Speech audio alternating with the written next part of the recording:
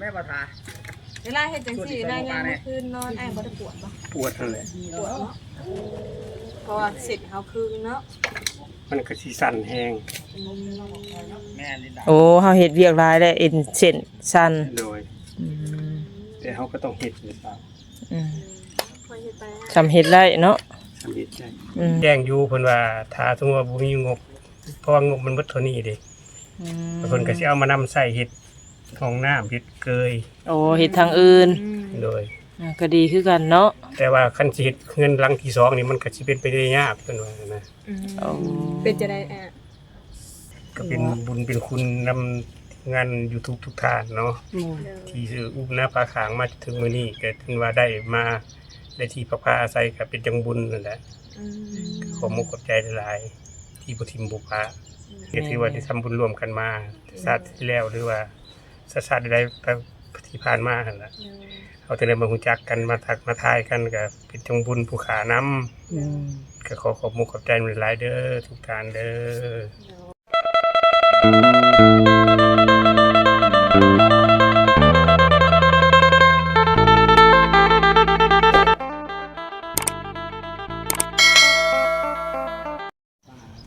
อกราบทักทายสบายดีพ่อแม่พี่น้อง FC คือเก่าคือเดิมเด้อเนาะเอาคลิปแรกก็ทาสนวนกับบ่กล้า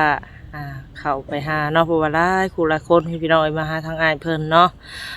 มื้อนี้ก็ทางสนวนก็สิเข้าไปอีกรอบ2พี่น้องไปโอไปลมไปถามทางอ้ายเพิ่นก่อนเนาะก็เลยปล่อยให้หมู่โอลมกับทางอ้ายอาจก่อนพี่น้องตอนนี้ก็ทางสนวนก็สิเข้าไปอีกรอบ2เนาะโอลมกับอ้ายเพิ่นพี่น้องจังไรก็พ่อพี่น้องเด้อ FC เบอร์สุขคนอย่าลืมกดไลค์กดแชร์แล้วก็กดติดตามให้ทางสนวนเด้อพ่อพี่น้องพอมีกำลังใจสู่ต่อเนาะโดยจังไรก็ไปเบิ่งไปชมกันเลยพี่น้องโดยอีกรอบ2หาทางไอ้อ่านพี่น้องเอาไปแม่ประทาตรงเจ้าจังบ่แล้ว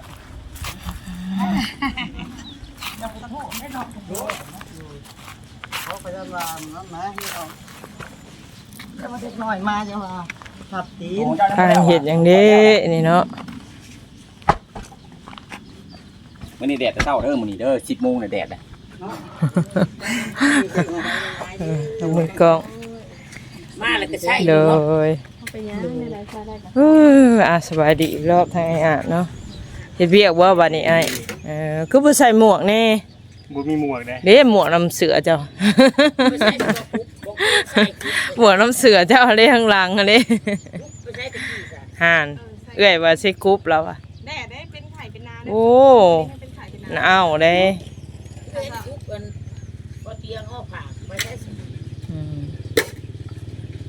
ใส่หัวบันไดใส่ตัวนี้ได้ดีมันจะเหนียวดินเหนียวมาใส่ในห้อยติดแล้วที่เกิบแม่ประทาเวลาเฮ็ดจังซี่ได้ยังเมื่อคืนนอนไอ้บ่ได้ปวดบ่ปวดนั่นแหละปวดเนาะเพราะว่าเสร็จเฮาคืนเนาะมันก็สิสั่นแห้งแม่ลินดาโอ้เฮาเฮ็ดเวียกหลายได้เอ็นเส้นสั่นโดยแต่เฮาก็ต้องเฮ็ดอยู่ซะ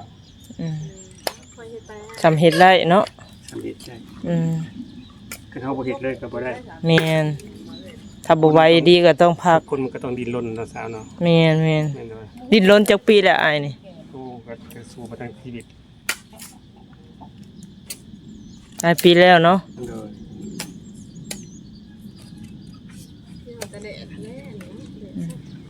เด็ดแห้ง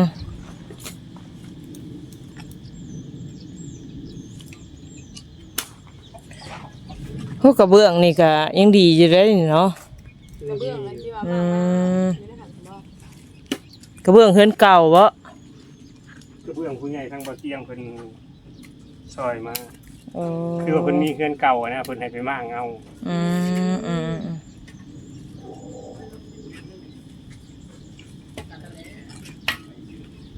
เป็นยังดีอยู่เลยเนาะพี่น้องเนาะสีแดงอ้ำแม่นต่อเกยต่อเสียออกมาเนาะ ไก่ก็หลายเนาะไอ้อ่านนี่เนาะ โครงการอยู่ไกลเอื้อยมันไกลโครงการ เอ้าบ่เป็นไก่อ้ายบ่ บ่ โครงการมาจากไหนเด้แอะ เพิ่นว่าสิเกาะเสียเอามาให้นี่ โอ้ทางหน้านี่บ่ เอาก็ เพิ่นว่าบ่เตรียมเพิ่นว่าเกาะเกยออกมาข้างหน้านี่แล้วก็เฮ็ดเรือนครัวเฮ็ดห้องน้ำ โดย ก็ยังขาดเคินหลายอย่างอยู่ แม่นก็ กำลัง สำคัญหลักๆเวลาทำมาอยู่สิกับของน้ำนั่นเนาะ โดย ให้พี่น้องผมมีแต่ทงไทยทงหน้าเป็นจึงปื้อยู่เนาะจะสิไปดิ้งไปลบอยู่ครับ อืม รักสุดเลยคือของน้ำอยู่แล้วพี่น้อง หนักสุดคือห้องน้ำนี่แหละ โอ้ห้องน้ำยังบ่มีเนาะ แม่น้ำก็ยังว่าได้แล้วน้ น้ำพอได้ น้ำ สู ได้ บ แล้ว ยัง น้ำ แล้ ได้ ว แล้วน้ำได้แล้วมองอยู่ก็ได้แล้ว ำเดี๋ยว ก็ จะ พอลบเด็ดลบพ้นได้แล้วเดี๋ยวแต่ห้องน้ำกับห้องครัวแล้วก็เด่นห้องน้ำมีหลาย ก็ดีใจนำด้วยเด้อเนาะก็ทำความดีต่อไปเนาะสู่ต่อไป ๆโอ้ย นี่แหละคันเฮาเฮ็ดความดีสิ่งดีๆก็สิเข้ามาทางผู้หลักผู้ใหญ่เพิ่นก็เบิ่งเห็นเนาะ โดย ไอ้ตัวนี้ได้ซะอ้ายอันงบตัวนี้ได้ซะครบแล้วบ่ งบตัวใด งบตัวนี้แหละตัวมีเสามีบล็อก ตัวนี้หันก็บ่ฮู้จักน้ำเพิ่น โอ้ เพิ่นสิเฮ็ดต่อหรือว่าเพิ่นสินำไส้มาเฮ็ดเกยเฮ็ดหยังก็บ่ฮู้น้ำเพิ่น โอ้เพิ่นบ่ได้แจ้งเนาะ เพิ่นก็แจ้งอยู่เพิ่นว่าถ้าสมมุติว่าบ่มีงบเพราะว่างบมันเบิดเท่านี้เด้ อืม เพิ่นก็สิเอามานำไส้เฮ็ดห้องน้ำเฮ็ดเกย โอ้เฮ็ดทางอื่น โดย ก็ดีคือกันเนาะ แต่ว่าคันสิเฮ็ดเงินหลังที่สองนี่มันก็สิเป็นไปได้ยากเพิ่นว่านะ โอ้ เป็นจะได้เป็นจังไดเนาะบาด มันก็ใช้งบหลายนะ โอ้โห ถ้าทางเรานี่ก็มีแต่ว่าลงอันนี้เนาะเกาะหรือว่าต่อเติมออกให้แบบพวกเพิ่นครัวเนาะแต่ไปห้องน้ำแบบซี่เนาะ โดย โอ้สำนี้ก็ถือว่าเนาะอยู่ก็โอเคแล้ว ด้านในก็มีเนาะ โดย ใหญ่นะ ขาดห้องน้ำขาดห้องครัวแล้วก็ อืม ตามมันจะพอเตียงเพิ่นวาดแผนไว้หั่นเพิ่นว่าเพิ่นสิเฮ็ดเกยนี่ออกมาให้เกยออกมาให้แล้วก็เฮ็ดห้องน้ำเฮ็ดห้องครัว โอ้ถือว่ามีแล้ว เพิ่นวาดแผนไว้แล้ว อืมเอาดีใจ แต่ว่า นํ เงินหลังที่สองหั่นคือสิเป็นไปได้ยากเพิ่นบอกเพิ่นว่า เรา นะ เพิ่นเล่าเลยติ โดยเพิ่นก็สิเอามานำใส่เฮ็ดเสาเกยบ่เฮ็ดเสาห้องน้ำเฮ็ดเสาเฮือนครัวไปจังซั่นล่ะ จักเม็ดอ่ะนะเสาน่ะ 3.50 เมตร โอ้3.50 เมตร โอ้บัดเกาะครัวเกาะของหน้าหมู่นี่ใหญ่แล้วบัดนี้เฮือนเราใหญ่ให้กว้างขึ้นแล้วบัดนี้ ต่อเติมออกมาพี่เนาะ โดย บ่พอเท่านี้ก็โอเคเนาะบ่ โดย เทพื้นเนาะนางดินโอ้คักว่าหยังไง ยันไปก็ต้นกุ้งนี่ก่อนเนาะไก่เจ้า อืม ก็กุ้ง มันก็ ก็ถือว่าเพิ่นว่าเฮ็ดให้ตัวนี้แล้วพออยู่พอยังได้แต่ต่อเติมออกมาบัด นี้ นี้ แน่นหนาดีแล้วนะเพิ่นก็เลยว่า อืม เพิ่นก็เลยลมกันบ่รู้จังได๋ก็บ่จักนะเพิ่นแต่ว่าบ่เตรียมเพิ่นเว้าไว้ จะได้จะนี่ก็ถือว่าดีใจแล้วเนาะ โดย ดีแล้วสำนี้ก็ จอม พออยู่พอ เนาะ เศร้าแล้วแม่น ยังว่ามีดินมีดอนของตัวเองจะว่าบ่ได้ยับใส่ซอยคือเมื่อก่อนเนาะ โดย แต่บ่ได้คิดบ่ได้นั่นคือตะกี้มีดินมีดอนของตัวเองเพื่อนชาตินั้นเป็นกับเพิ่นเฮ็ดไว้ให้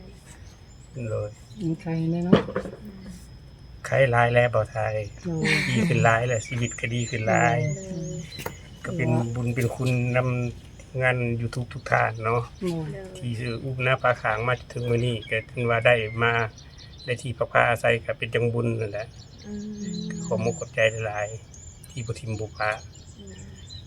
เป็นหน้ามาเยี่ยมมายามก็ดีใจแล้วบ่จะเป็นต้องมีเครื่องฝากของขลังหยังดอก ว่า ของผักนี่แหละน้ำใจ อาจจะบ่มีแบบแบบของใหญ่เนาะก็มีของติดไม้ติดมือเล็กๆน้อย จากคนที่ว่าบ่เคยรู้จักกันก็มาเยี่ยมมายามกันก็ดีใจแล้วนะ ๆ โดย ถือว่าเป็นกำลังใจให้เนาะ โดยเห็นหน้าเห็นตากันก็ดีใจแล้ว โน ก็มีความหมายอยู่เลยเนาะแบบรู้สึกแบบว่าบ่มีภัยรังเกียจ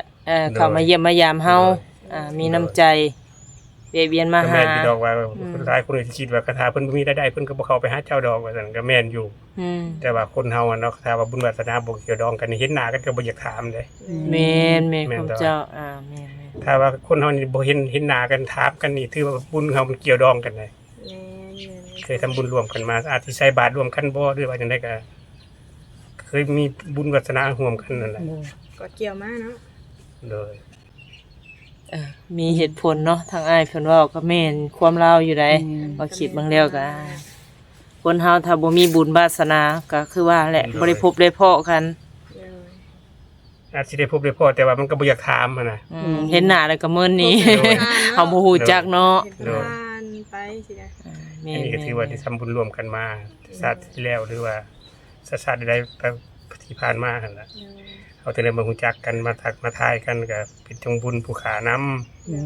ก็ขอบคุณขอบใจหลายๆเด้อทุกท่านเด้อ โดยเป็นกำลังใจให้คือก้าวอ้ายอะเลยสู้ต่อไปเนาะ คือว่าคืออายเพิ่นเว้านี่เนาะจากเมื่อก่อนนี้คือว่าบ่มีหยังได้น้อยเนาะ ก็ถือว่ามากนี่ก็เอาดินถมเนาะหลังจากถมแล้วก็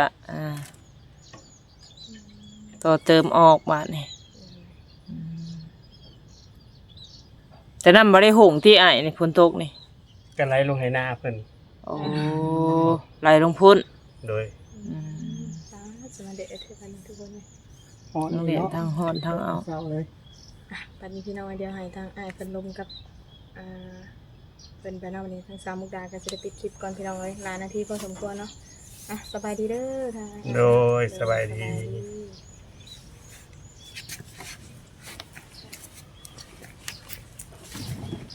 เมื่อยเลย ตั้งอ้ายเนาะก็เมื่อยเลย ก็คืออายเพิ่นเว้าเนาะก็ดีใจเนาะหลายคนเขามาหาน้อยเนาะ โดย จากเมื่อก่อนนี่บ่มีไผเขามาหาได้น้อยเนาะ โดย บ่มีไผฮู้จักแล้ว แม่น แต่ว่าตามที่อันน่ะอีสังก็อ้ายเว้านี่คือน้องชายบ่ไผก็ติดต่อหาบ่เตียง ผู้ค้านี่แหละที่ต่อย โอ้เจ้าเองบ่ โดย โอ้โอ้โอ้ทางอ้ายเองติดต่อหาบ่เตียงบ่เตียงเข้ามาคนแรกเนาะ คนแรกแท้ๆแม่นเบาเสียงน้อย โอ้คนแรกแท้ๆบ่ คนที่สองเบาลี อืม คนที่สามเบาเตียง อ่า แล้วก็ตามมาเรื่อยๆทีมงานสายบุญก็เข้ามาทุกคนเลย โดย ยินดีทีมงานสายบุญเฮาทีมใหญ่นี่บ่ผิดพลาดแล้วถ้าเพิ่นเข้ามาก็ บ่ได้น้อยก็หลาย โดยเป็นจังบุญอยู่ยังว่า ๆแม่นแม่นใกล้ฤดูลำไห้ลำหน้าเลยเนาะใกล้ๆนี่เพิ่นก็เฮ็ดได้นี่เนาะบ่ทงนี่เนาะ โดย เพิ่นทันได้ทาย คือบ่หลายเจ้าอยู่ได้แถวนี่ก็ เรียกว่าทุ่งกว้างแถวนี้ เอ เนาะ อก็คือว่าอะไรคือหาเบิ่งเจ้าของมันคือบ่มีเถียงไห้เถียงหน้าแถวนี้หรือว่าเจ้าเดียวเบิดบ่ หน้านี่พอ แม่น ผู้ค้าก็บ่ค่อยฮู้ปานใดนะ โอ้บ่จักก็เพิ่นอีกบ่ที่ว่าที่อ้ายซื้อดินนี่ บ่ฮู้มีแต่เอื้อยรู้จักดีซื่อเสียง โอ้เออ อาจเป็นบ่ได้แม่นคนใหญ่อยู่นี่เนาะ โดย เป็น ผู้ คน ค้า ในทาง เกิดอยู่ อื่ นี่ นไหน เกิดอยู่นี่แท้แต่ว่าเป็นยายอยู่หม่องอื่น เป็นใหญ่อยู่ ไอ้ เพิ่น ไปจักปีไปไทยนี่ ไปแต่อายุ23 24 แล้วมาฮอดปัจจุบันนี่อายุ 50 อ๋อ โอ้ พอดีครึ่ง 30ปลายปีแม่นบ่ บ่ครึ่งหนึง พอดี เศร้าปลายปี 26 เนาะ 27ปี อ่า แม่ แม่น ใหญ่ แม่ อน ยู่ไทย อืม อยู่ไทยนี่เฮ็ดเวียกเกี่ยวกับหยังก่อน เฮ็ดหลายอย่างอยู่ อืม เฮ็ดไปเรื่อยๆ เอา เนาะ เป็นนั่งอยู่เตียงดีกว่าเนาะ โดยเอาเดี๋ยวแต่อ้ายสรุป แม่น นี่นั่นล่ะเรานั่นนางเจ็ดนี่ มันปวดขา ๆอ๋อ เอออ๋อมาไอ้บ่ได้เป็นหยังบ่อันนี้คือหลายตัวเลย โฟกัสดอก โอ้บ่ เมื่อยบ่ อืม เมื่อยบ่ ทางยังสะนี่เอ้า กินเราเงาป่าเพิ่น โอ้เงาะป่า ว่าว่าปลาเพิ่นไปขุดบ่ เฮ็ดยังสะนี่ กินได้สิบ่เฮ็ดนี่ เฮ็ดหยัง เฮ็ดหยังโอ้จีดอกกับอัน เป็นแบบได้เห็นหยานะ เบิ่งก็สิเอาออกให้เจ้าเบิ่งไข่เฮ็ดปวกได้นี่นี่เอาอำไผ กินเป็นบ่นี่ฮะ จื้อไว้เด้อเฮ็ดหยัง เป็นตัวที่เด้อเนาะ กินไป ย่อย่านเด้ บ่นี่ฮะ ยันเบื่อ เบื่อเด้ บ่เบื่อโอ้ บ้านข่อยบื้อดอกนี่นะเฮ็ดอันนี้นะ แม่นมันอยู่หน้านี่เด้หน้าดินฝนตกใหม่นี่เนาะ นั่นแหละ อื กล้ากิน ม ข่อยยันเบื่อ กินได้ กินได้เนาะ กินได้แล้วคนป่าแล้วฮู้ สมซื่อแล้วเลยเนาะ เนี่ยบอกของไผบ่ตั้งชื่อให้เราน่ะ เราเองนั่นแหละตั้งชื่อเองเพิ่น โอ้ เดี๋ยวทั้งไอ้อ่ะนี่อยู่ไทยนี่เอาเมียอยู่ไทยบ่อ้ายหรือว่าอะไร บ่ผู้ค้าเอาเมียตั้งแต่อายุ18 19เลิกเป็นอายุ22 23ปี โอ้ได้อยู่ลาวพี่ อยู่ลาวอยู่บ้านสนามไซเฮานี่ โอ้ มันเมียคนนี้บ่คือคนเดียวนี่บ่ อันนี้เอื้อยได้เอง โอ้ เอื้อยเราได้นี่บ่แม่นเมีย คน หลั ตั้ ง ง จาก ใจ เลิก เนาะ หลังจากเลิกกับเมียแล้วเลยไปไทยบัดเนี้ย แม่ โอ้โดย เจ้าเฒ่าอายุ50 อันนี้เอื้อยเนาะ ไปมา โอ้เมื่อก่อนน่ะไปอยู่มาไป ไป สิ ปีหนึ่งมาเทื่อหนึ่งสองเทื่อแต่ว่าผู้ค้าบ่ได้มาแบบว่ามาก็ไปเมืองส้นพุ่นเพราะว่าไปใหญ่อยู่พุ่นเด้ไปใหญ่อยู่บ้านพ่อบ้านดอนแดงพุ่นไปหาเอื้อยอยู่พุ่นเพราะว่าสมนุครัวขึ้นอยู่พุ่นเด้ โอ้ โดนแด แต่ ง เป็นคนเกิดอยู่เซโนคุมซองนี่แท้จริงแต่ว่าอายุ8ปี9ปีกันนี้แล้ว โดนแดงบ่แม่นอยู่บ่นั่นเพิ่นบ่อ้ายเที่ยว บ้านน้องประภาอันนี้ ทำประพาเนาะ น้องประภาเคย บ้านนอกปลาผา โอ้น้องประพาเขาเอิ้น โดย ทางเฮาเอิ้นมันทับประพาเขาเคยไปลินอยู่เคยไปเที่ยวไปเบิ่งอยู่แต่บ่เคยเห็นประพา สงกรานต์เขาก็จัดแต่ว่าอยู่นะ โอ้ เอาวงดนตรีลง อืมแล้วก็มีลูกคนหนึงเนาะที่อ้ายอ่านเว้า โดยมีลูกคนหนึง ผู้หญิงผู้ชายลูก คนยิง เป็นสาวเลยเนาะปานนี้ เพิ่นกระสร้างครอบครัวแล้วสาวเขาเจ็ดเลยเด้ โอ้ โอ้ใหญ่เนาะ ครอบครัวต้องเว้าถึงเพิ่นเนาะ อืม เขาเว้าได้เนาะขอโทษ โด ขอย อภัย โดย นำ อืม เพราะว่าเฮาก็พอได้ยิงเกือบประมาณเพิ่นน่ะนะแต่เพิ่นยังน้อยเฮาก็หนีเพิ่นไป รถไปได้ เข้า มา ใจเนาะ เบานิว เบานิว มา มา แล้ แล้ว ว นิวเส้น นิวเซโนบ้าน นิวชาแนล นิวชาแนลยูทูบเบอร์คนใหม่ โอ้ คนบ้าน ผู้ชายบอกว่าของไผ ชายคนเซโนนี่แหละ โอ้ ได้พ่อเพิ่น พ่ออยู่ว่า เทื่อ เจ้า สองเทื่ออยู่ โอ้ รู้จักกัน เพิ่นก็มา ประมาณ2-3เทื่อนี่แหละ ก็ติดอยู่นี่แหละมาเปิดกล้องอยู่นี่แหละ โอ้ทีแรกเลยแม่นบ่ โดย อืม เอาไปจักสิจะทองเนี่ย มื้อนี้ฮ้อนพอสมควรเด้มื้อนี้แหละแดด ทั้งฮ้อนทั้งเอ้า แต่ หามีลมอยู่บ่ได้กั้นกบกั้นอึ่งบ่ให้อ่ะ ผู้ค้าผู้เฮ็ด บ่เอ้าอ้ายบ่ได้ไปก้าน โอ้บ่หาเก็บอันน่ะแบบขาดสัตว์ขาดหยังแม่นบ่อืมก็ดีคือกันเนาะ ก็ถามว่ากินบ่กินอยู่แต่กินเจอเพิ่นเสียชีวิตแล้ว โอ้ถ้าเฮ็ดเองนี่ก็บ่เฮ็ดอีกอืม บาปมาพอ แม่นดีแล้วอ้ายอันบ่เฮ็ดสิ่งนี้ก็ดีอยู่ได้มันแบบจักแนวไรเนาะแต่น้องเองก็บ่ได้เฮ็ดคือกัน แต่ว่าถามซื่อๆแล้ว ยันว่ากบเขียนห้องหลายเนาะ ฝนตกนี่คือบ่ได้ว่านี่เนาะตัวนี้เนาะกบเกียดเนาะ พอมีอยู่บ่ขาย คือเจ้าห้องเซลได้ๆเยอะ อืมนี่ได้ กบนี่มีหลายอยู่แล้วแถวนี้นะตอนวิทย์นี่ยังห้องก็วิทย์ก็ยังห้องกบเนาะ โดย อันเขาว่า ถ้าว่าเอาภัยมันนั่นยังได้ตัวหนึงเนาะ ฝนนี่บ่ให้ปานใด เจ้าขุดดินมานั่นยังเจอ บ้านเฮานี่น้ำยังอังเต็มให้หน้าเดี๋ยวนี้ บางเทื่อก็นานูนแน่เก็บน้ำบ่ได้ก็บางเทื่อเพราะว่ามันก็แห้งคือกันนั่นแหละ เนาะ อืม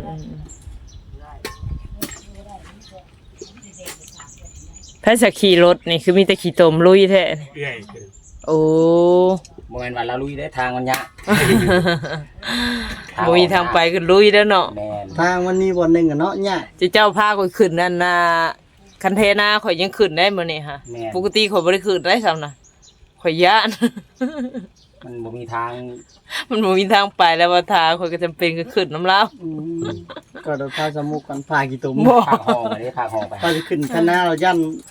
ล่มแน่ มองเขาเจ้าเอานี่ดาบใส่นายอ่ะ โดย